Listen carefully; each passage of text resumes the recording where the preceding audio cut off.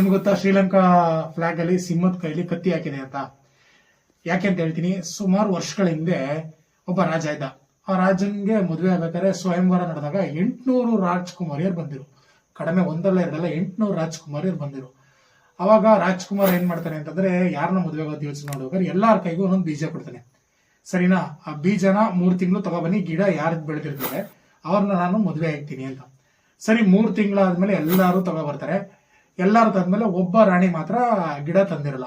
ಆಗ ರಾಜ ಒಬ್ಬಗೆ ಕೇಳ್ತಾನೆ, ಯಾಕೆ ಅಂತ ಹೇಳಿದಾಗ ಅವಳು ಹೇಳ್ತಾಳೆ, ನೀವು ಕೊಟ್ಟಿದ್ದು ಗುಲಾಬಿ ಬೀಜನೇ ಅಲ್ಲ, ಬೇರೆ ಬೀಜ ಅಂತ ಹೇಳ್ತಾನೆ. ಸರಿನಾ?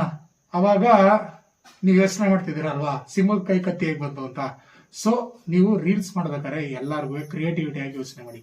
Starting 3 second hook. ನೀವು ಈ ವಿಡಿಯೋ ನೋಡ್ತಾ ಇದ್ರೆ ಕಾರಣ ಏನ್ ಗೊತ್ತಾ? ಸೊ ಸಿಂಹದ ಕೈ ಕತ್ತಿ ಹೇಗೆ ಬಂತು ಅಂತ ತಿಳ್ಕೋಬೇಕು ಅಂತ.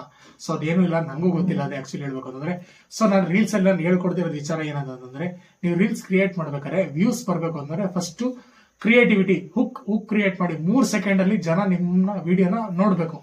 ಹೆಚ್ಚು ಕಡಿಮೆ ರೀಲ್ಸ್ ಗಳು ಸ್ಕ್ರೋಲ್ ಆಗ್ತಾನೆ ಇರಬಾರ್ದು, ಸುಮಾರು ಜನ ನೋಡ್ಬೇಕು ಏನಿದು ಅಂತ. ಸೊ ಹುಕ್ ಕ್ರಿಯೇಟ್ ಮಾಡಿ, ನಿಮ್ಗೆ ವ್ಯೂಸ್ ಬರುತ್ತೆ. ಸೊ ವಿಡಿಯೋ ಇಷ್ಟ ಆದ್ರೆ ಲೈಕ್ ಕಮೆಂಟ್ ಮಾಡಿ. Thank you so much guys.